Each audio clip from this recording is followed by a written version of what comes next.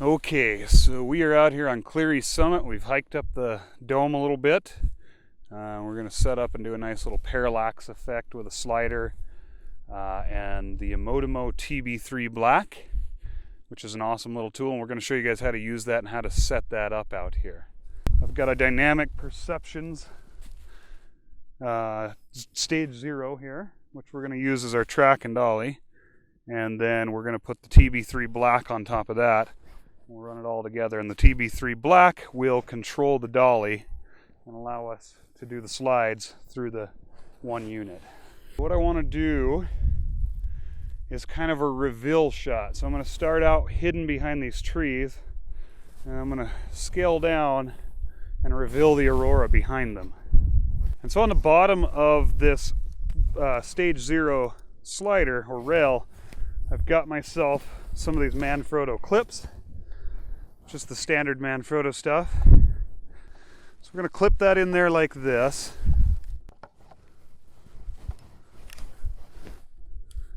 Just like so. I'm going to loosen the head and I'm going to pan it over so I've got that slot right where I need it.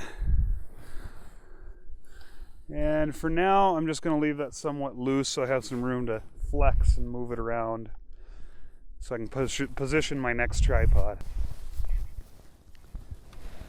And again, same thing, I'm just going to clip it in there. This one's a little easier because the tripod's small, so I can just use the tripod where I want it. Clip it in. And I'm going to not spread those legs all the way so they have a little room, but I'm going to spread them somewhat. And we're just going to jab that down in the snow like so. So the next phase is to add the TB3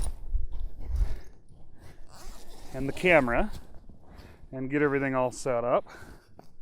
So the first thing I do is get out the Emotimo TB3 Black. Awesome little device. My favorite toy. It made this dynamic perceptions dolly so much more functionable. And I've got just a Manfrotto ball head on here for mounting purposes, and again, just to kind of close up that same little clip system that I'm using on the bottom of the rail. I use this on all my gear. Just makes it easy to go from device to device. So I'm going to clip that in, lock it down. So once I've got that leveled up, I'll lock it off. And you'll notice right now my cart still moves up and down. That's because I haven't put the motor in. I went ahead and bought the from Emotimo the motors, and I got the quick release mount from Dynamic Perception, so I can just pop a motor in. So if I'm shooting video, I can use a 5-to-1 motor. And if I'm shooting time-lapse, or I've got more of an incline, I can use a little slower motor but a little more torquey motor, which is a 27-to-1. So then I just kind of put that inside the mount and turn it until I get it lined up right.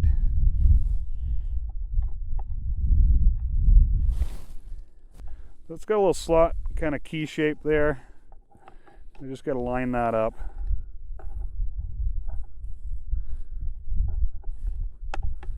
Once I got that lined up, then I line the motor up and just pop it in. And that's pretty much all I got to do with that guy. Works out really nicely. Now you'll see this cart's a lot harder to drive. That motor's really torquey, so it'll pretty much stay in place. Okay, so the next step is to connect the motor to the TB3. And we do that with this auxiliary motor. And so first step is just plug that guy in right there. So we're set there. I may have to give this a little more cable to reach my motor. Had it a little tight. Go something like that.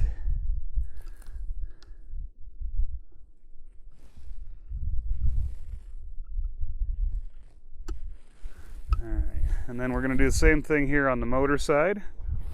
Just like on that side, we just connect the connector into the motor. Really simple. So now I've got 3 axes. I've got my tilt with the TB3, which I'll demonstrate here in a moment once I power everything up. I've got pan, and now I've got the slide also. Today we are going to be shooting with a Sony a7S using a made-of-bones adapter.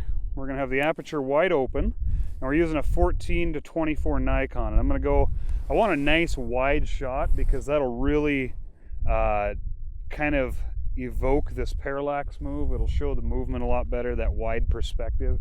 And so I'm going to go all the way wide with this today.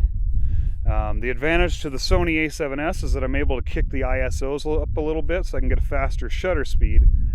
So I'll be able to do the same kind of moves I would normally do with a 24-1.4, but I'll have that nice wide perspective. So first time trying this camera setup, so we'll see how it goes, but I think it's going to go really well.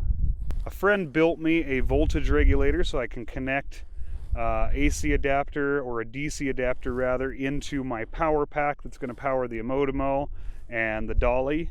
I'm also going to power the camera off of that. What we're going to use to power this whole system is just an Anchor battery. These are really handy batteries. That tells me how charged up I am. You can see all 4 lights, so I'm fully charged. It has a DC input.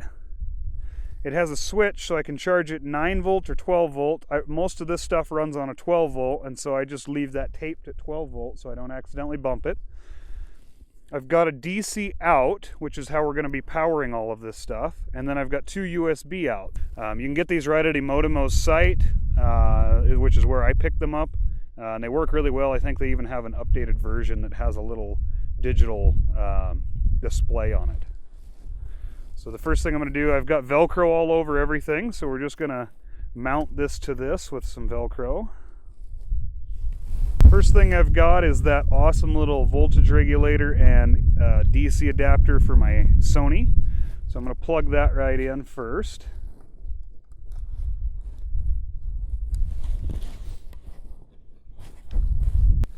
Alright, we're all set there. And I'm just going to loop this over to this side, and I'm going to split this power off so that I can run it into both the Emotimo and the camera here. But what I'm going to do is I'm going to power out of the battery unit itself, and I'm going to power into my splitter. I'm just going to kind of tuck this cord in here. I'm going to plug one end into my camera here, to my camera power supply. I'm going to grab myself another extension, and I'm going to plug that into the splitter, and the other end is just going to go into the power input port on the Emotimo. And now, once I turn this button on, I should have power to everything. And we do. Camera powers up, the Emotimo powers up. Okay, so I'm also going to plug a cord into the camera port on the TB3. And I'm going to open up my Sony here, the side box, and I'm going to plug this remote shutter release right into the shutter port, and we're set to go there. Next thing I'm going to do, it says connect joystick. So the cool thing about the TB3 Black is it comes with this little wireless Nintendo Wii controller, basically. I think that's exactly what it is. And I power that on. It syncs up, and now we're connected to the Emotimo. And I've got several options here. I can do a new 2-point move. I can do a reverse 2-point move. I can do a 3-point move. So I can move one spot and then change the move mid-shoot. I can do a reverse 3-point move. I can do a portrait pano, which if you haven't got to see what that is, I highly recommend going to Emotimo's site and checking out some of the samples. It's really cool. I have a DF slave mode, that's for dragon frame, so if you want to plug a laptop into this thing, you can actually do that and get a lot more control over it. Or I have the setup menu. And in this case, I'm going to just do a 2-point move. I'm going to keep it simple. I only want to move from one point to the other and just finish off at that point. So I'm going to go ahead and hit the C button on the controller to start my 2-point move. And then I pan using the side, or by moving the joystick left to right. I tilt by moving the joystick up or down. And I drive the cart by tilting the controller one way or the other. We're just going to go ahead and move the camera into the position we want it. And I mentioned I'm going to start out behind these trees. Okay, so I like my starting point. So the next thing I do is I'm just going to go ahead and hit C to set, and that's going to be my start position. And then it's going to ask me to move to my end point. So what I'm going to do is drive the dolly down the track to the other end and get into the position I want there, and I'm going to set that point. So we'll go ahead and do that now. Okay, so we're going to go ahead and drive the track down. So again, I'm just going to tilt this to drive my camera down the track. And what I'm doing is just kind of watching what's appearing in the camera as I do this. Again, I don't really want those trees to come out of the picture until about the end, because what I'm trying to do is reveal into the Aurora. There will be Aurora behind it, but what we're going to do is just basically wipe clear of those trees. So I've got to my end point here. So again, I'm just going to go ahead and hit my C button to set that end point. And it's going to ask me what interval I would like to shoot at. In this case, I want to take one shot. I know that my shutter time is going to be between half a second and 0.6 of a second. And what I want is a nice smooth video at the end of this. I want to play this back at 30 frames a second, and so I'd like to take a shot every second. So I'm going to go ahead and set that down to 1.0. And I'm going to hit the C button to set that. It's going to ask me the move duration. So I have two options. I can either choose how many frames I want it to shoot. So if I have a set amount of frames I want to shoot for the playback, I can do it that way. Or the way I prefer to do it is to just set the amount of time that I want it to cover. So with a nice wide lens like this, I can get away with a little bit slower move than I would with a little bit more zoomed in lens like a 24 millimeter. Because as I play that back, the movement will be more pronounced.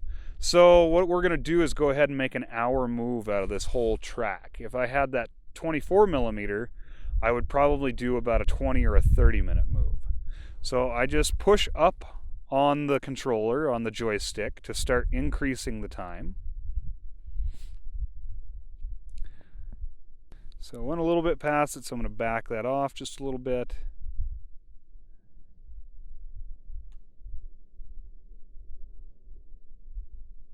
And 102. And there we go. So I've got exactly 1 hour, which is 3,600 frames. Static time is how long do I want the camera to remain still. So what I'm doing is a shoot, move, shoot. So the Emotimo TB3 Black will automatically set a shoot, move, shoot for me, which means it will shoot, move, hold still for an amount of time, and that would be the static time, and then move again.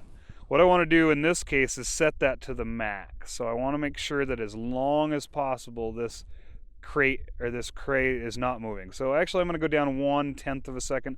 I'm going to go 0.6 of a second. So it will shoot, leave the camera steady for that 0.6 of a second, and then it'll move again. And that should be fine for what we're doing. That should give me plenty of time. So I'm going to hit C to set that. And then I have the option to ramp. So what ramp means is I can accelerate at the beginning of my move. I can start out slowly and accelerate as I continue through the move for a set amount of frames. So I can decide how long I want it to take to ramp. Since I've got 3,600 frames, I'm going to go ahead and kick that up to about 200 frames.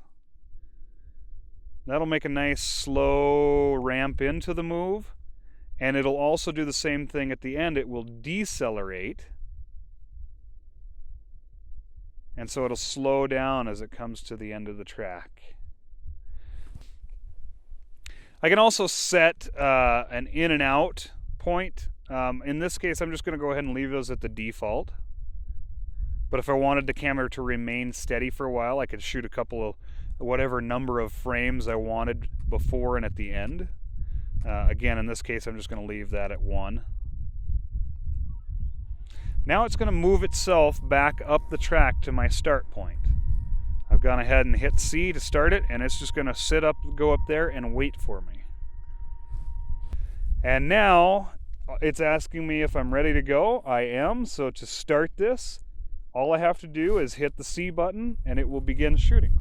So I'm going to go ahead and hit C and fire this baby up. And what you'll see is the screen will go black. And I'm actually going to turn off the screen on the camera as well. I've set my trash button to turn the screen off. So I'll leave the camera settings up, but that's it. And we're going to fire this up, and we'll come back in an hour and check on it and see how everything looks. And here we go.